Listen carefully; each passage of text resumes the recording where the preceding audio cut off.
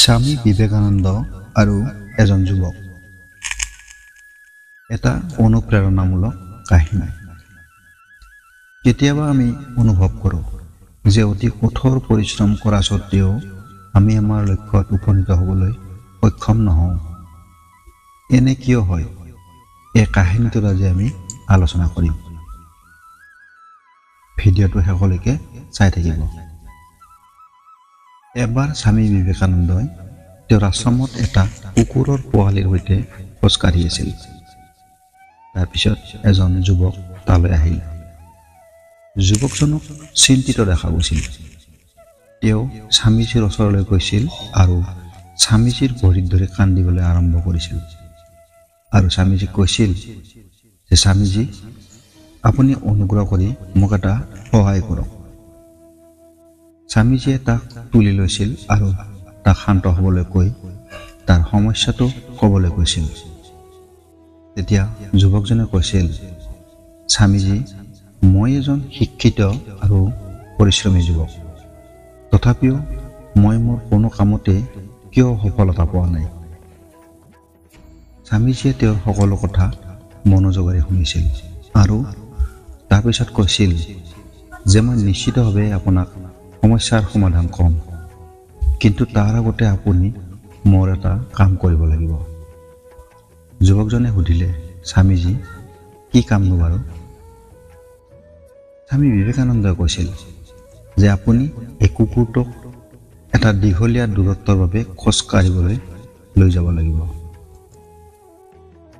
যুৱকজনে স্বামীজীৰ এই কথাটোত অলপ আচৰিত পাইছিল। তাৰপিছত তেওঁ ভাবিছিল যে এইটো ইমান সহজ কাম, মই এইটো কৰিম আৰু তাৰ বিনিময়ত মই স্বামীজীৰ পৰা সমস্যাটোৰ সমাধান পাম। যুৱকজনে স্বামীজীৰ পৰা কুকুৰৰ পোৱালিটো লৈ তাক খোজ কাঢ়িবলৈ লৈ গৈছিল। প্ৰায় 25 মিনিট পিছত যেতিয়া যুৱকজন কুকুৰটো লৈ উভতি আহিছিল, স্বামীজীয়ে তেওঁৰ ফালে চাই কৈছিল। স্বামীজীয়ে যুৱকজনক সুধিলে, আপোনালোক দুজনে একেলগে গৈছিল, তেন্তে আপুনি ইমান শান্ত আৰু এই কুকুৰটো ইমান ভাগৰুৱা কিয়? স্বামীজীৰ প্ৰশ্নৰ উত্তৰ দিওঁতে যুৱকজনে কৈছিল, আপোনাৰ এই কুকুৰটো বৰ দুষ্ট আৰু সি বহুত খেলি মেলি স্বভাৱৰ।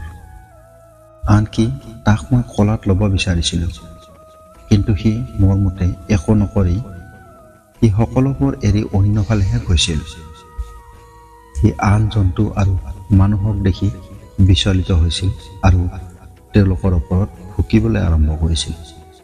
এইকাৰণেই তেওঁ গন্তব্যস্থানলৈ অহাৰ সময়ত ইমান ভাগৰি পৰিছিল আৰু ঘূৰি আহিবলৈ আমাক অধিক সময় লাগিছিল।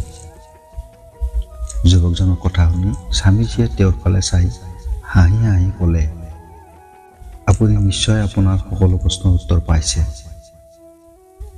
যুৱকজনে স্বামীজীৰ কথাটো বুজি পালে।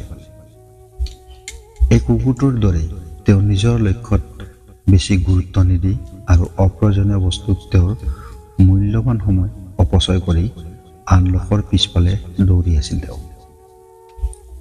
তেওঁ স্বামীজীক প্ৰতিশ্ৰুতি দিছিল যে এতিয়া তেওঁ নিজৰ লক্ষ্যত ভালদৰে মনোনিৱেশ কৰিব আৰু যিমান সম্ভৱ সোনকালে ভাল ফলাফল পাব।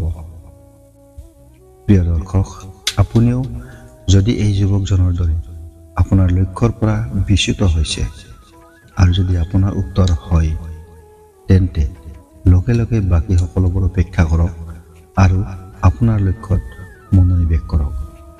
তেতিয়া আপোনাৰ বিজয় নিশ্চিত। প্ৰিয় দৰ্শক বন্ধু, যদি স্বামী বিবেকানন্দৰ এই অনুপ্ৰেৰণামূলক কাহিনীটো আপোনাৰ ভাল লাগিছে, তেন্তে এটা লাইক কৰিব নাপাহৰে যেন, আৰু কমেণ্ট বক্সত কওক আপোনাৰ কাহিনীটো কেনে লাগিল। এনেকুৱা ভিডিঅ' পাবৰ বাবে চেনেলটো ছাবস্ক্ৰাইব কৰিব।